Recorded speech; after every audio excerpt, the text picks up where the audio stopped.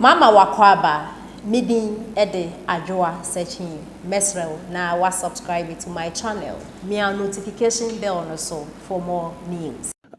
Then how then what's your problem? Tell the matembra, mami why?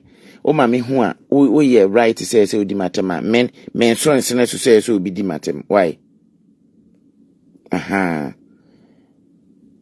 You mean so and say ubi be di matem. If you feel so be di matem and patch or say share na a ye pass so be di matem de any one who can so be di matem. But please say if you think say be a be into oh my home say o background and then I'm about to share o profile and I'm home say o background NDC inti and yeming one say NDC inti na di matem there I know they are right because men no me do o matem say NDC the HD phone nyina no mo yam nkraman won kabna ho ne mbachire no NDC followers no mo yam nkraman because mo nwene ne nipa adwene ne munnim nyina ne say mahama emra menwai mo kwan a mo su wo ho ne ade no mahama ba wo se wayi mo akwan nyina ama mo enti na mo de makwan sem san ba be ebetete Akufo-Addo onye mo den Akufo-Addo nyemo de Akufo-Addo no obaaye no mpacha was mahama se waye mo akwan nyina enti no menye sure say ese nka kwan be the problem mahu ne enti aye ne abra ye kasa nka mahama baaye no se kwan no de na nisi so no oye at least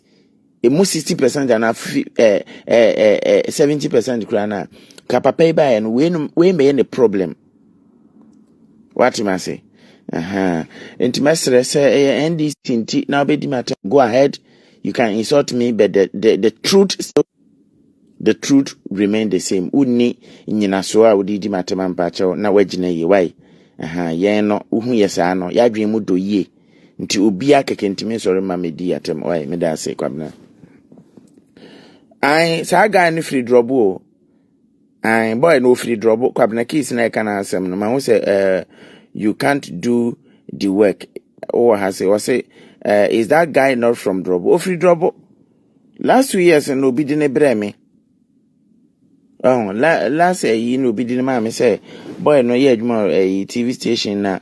Washa say posty, a crime phone a walk drobonin and patemoho. Baby, I walk here, no me matching when now, walk a crana say no more. And for time kasa, if you want to go far, don't just take a time and kasa. And this wamko hanu akodi no ewie na ne minister esan so no mu enti twabere na obe wan so say yes de ma onya ambassador ni bi president ira ankasa beye yes social media beye the most influence bia na atro na hin because do no kase obi social media no e di ka kire o say 90% of Addo social media no e fake e aza baga ni de wajimi who catch and say as I was saying, no crap. Into one and Ghana for 2 months, and will be 18 some money into tear. And then I mean, your fellows your life. Gave is your friend or what's your brutia? And a Ghana heading, and a Ghana, another one Ghana heading. Nimbusansa. Oh, dear, Unina so. What you TikTok, what you Facebook, say Ghana heading. Ubusane the meaning of adekodia was Ghana ayede na ontimi nche na development ekoso de wose wo hu hwe adanya mahama wo na Ghana emre na mebusa me ho se Ghana wo ho pa mahama time na so ye Ghana ni ba na wo se Ghana mahama time na Ghana emre na yeti ho as a communicators na yentimi ama montia metre eno ma na mahama time na ACCA because they say no mo gina so obi aso ye se mahama time na me bisa mo se man ko Ghana brand na mahama ho tam ho ke be me ya mahama tam na me dia hometie to the ngeta se me kotonton e bo me so mahama tam ani di me sika sunsuram munnim sa no ma we se mahama tam na ti adike ade nyankopon teacher fo na mo di ye ka che on place minister ka che mo se mun timi ntotwa kwa mo fa ayi konkontentro ye ma mo twako ne no they talk ma actors and actresses mahama tam ana minister ka kire a school for me say mo ba bregana nyame betua mo se mo say mo hu hwea awrade mo na ku for do ban free so en na Ghana for take kwantum e pre se akumisi e wona na do ba mu yintu na do The two Kwame Nkrumah ni bi na esi another time. Mo man hu de ye. Na wo a wo be hu Kwame Nkrumah ni hu ye. Ama oman ni mu nyina, oman Ghana nyina ehye fita. Da ye two Kwame Nkrumah. Ehye fita bose e de nyum kotre betire Kwame Nkrumah dwena ko hye gini ya asase so. Kutoka chinche Ghana man nyinara. Mo so ore wonu na ore ba no wo ya ewio Kwame Nkrumah mu choman. Semote. Uko school semote.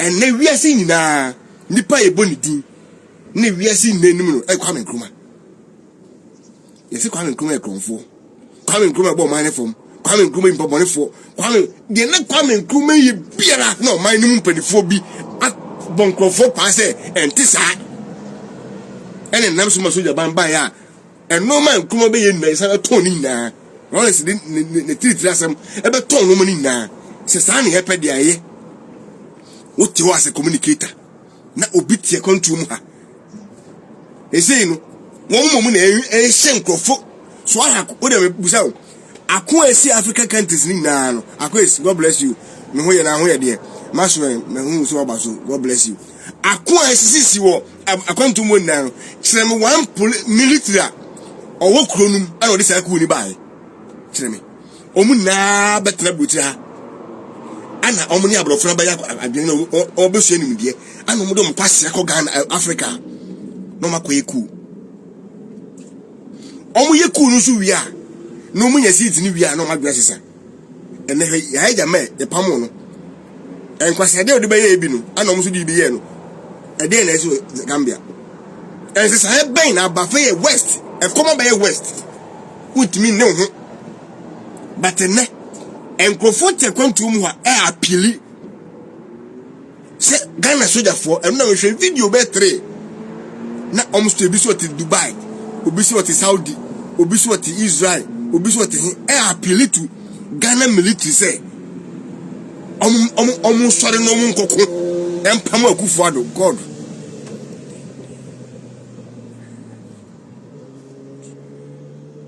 yeah ago is en